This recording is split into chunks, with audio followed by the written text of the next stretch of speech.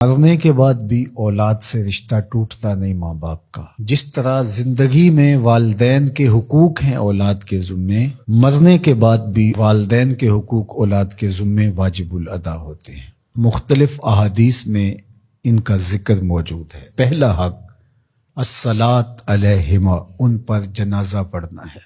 تجہیز و تکفین تدفین اس کے زمرے میں آتی ہے۔ وہ اولاد خوش نصیب ہے جو اپنے ماں باپ کا یہ حق ادا کر پاتی ہے، ورنہ ایسے بد نصیب لوگ بھی ہیں جنہیں جنازہ آتا نہیں ہوتا اور ساری زندگی لوگوں کے جنازوں میں جا کے رسم ادا کر کے آ جاتے ہیں، اور جب اپنے ماں باپ انتقال کر گئے تو یہ دھوکہ پھر ان کے ساتھ بھی انہیں کرنا ہوتا ہے۔ تو وہ کیا سوچ رہے ہوں گے کہ یہ ماں باپ کے مرنے کے بعد ان کا پہلا حق تھا جو ہم نے ادا نہیں کیا۔ دوسرا حق استغفار لہما، ان کے لیے بخشش کی دعا کرنا، مغفرت کی دعائیں کرنا، اے اللہ ان کی مغفرت فرما۔ تو یہ بات ذہن میں رکھیے، جس طرح باپ کی ماں کی دعائیں اولاد کے حق میں قبول ہوتی ہیں، اس طرح اولاد کی دعائیں والدین کے حق میں قبول ہوتی ہیں۔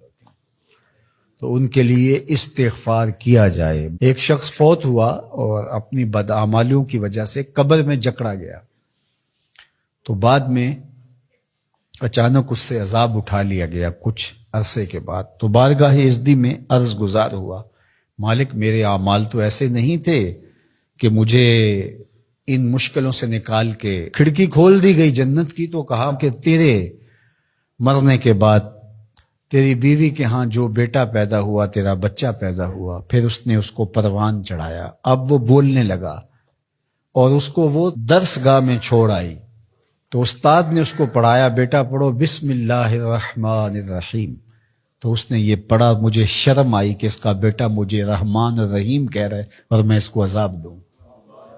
اللہ اکبر۔ اولاد نیک ہو تو اس کا فائدہ ماں باپ کو پہنچتا ہے۔ ایک حق یہ بھی ہے کہ اولاد نیک ہو، چونکہ اچھے اور برے اعمال قبر میں ماں باپ کو پیش کیے جاتے ہیں۔ اچھے ہوں تو خوش ہوتے ہیں، برے ہوں تو انہیں تکلیف پہنچتی ہے۔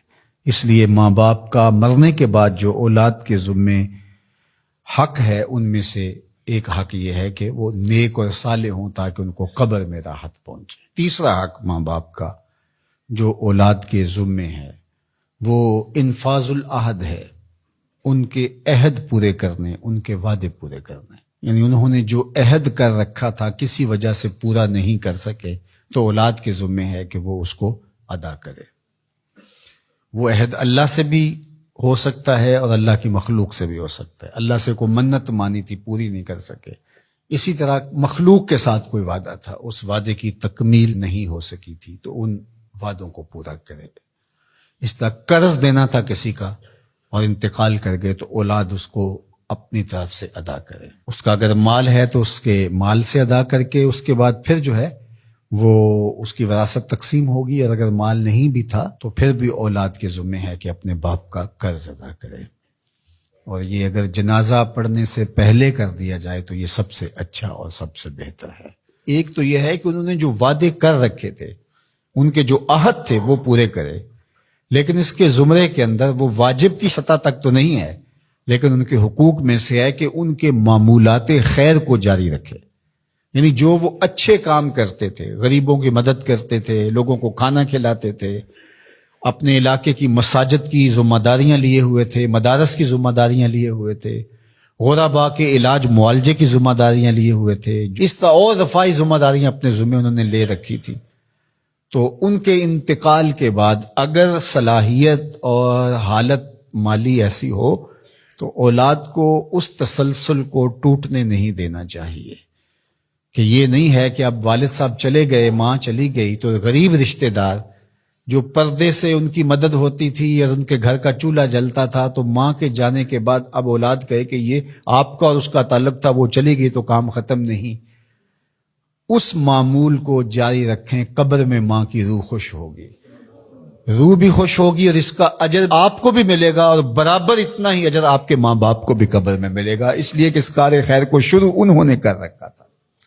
تو جو معمولات خیر ہیں ماں باپ کے، ان کو جاری رکھا جائے۔ چوتھا حق ماں باپ کا مرنے کے بعد جو اولاد کے ذمہ عائد ہوتا ہے وہ ہے بر الاصدقاء، حسن سلوک کرنا باپ کے دوستوں کے ساتھ اور ماں کی سہیلیوں کے ساتھ. خالہ ماں کی جگہ پہ آتی ہے اور چچا باپ کی جگہ پہ آتا ہے. تو ماں کے انتقال کے بعد جو ماں کی طرف سے رشتہ داری کا سلسلہ ہے اس کو توڑ نہ دیا جائے کہ اب ماں نہیں رہی تو رشتے بھی ختم، اس طرح باپ نہیں رہا تو رشتے بھی ختم. تو ان کے ساتھ صلہ رحمی کی جائے. مرنے والے والدین کے حقوق کو کون ہے ایسا دین جو اس طرح بیان کرے گا؟ آج دنیا یورپ کی بات کرتے ہیں، وہ تو زندہ ماں باپ کو اولڈ پیپلز ہوم میں چھوڑ آتے ہیں. ایک ماں 10 بچوں کو پال لیتی ہے، 10 بیٹوں کو ایک باپ پالتا ہے، پھر 10 بیٹے مل کر ایک باپ کو نہیں پال سکتے. تو خوش نصیب ہیں وہ لوگ جو اپنے ماں باپ کی خدمت کو شعار زندگی کہتے ہیں.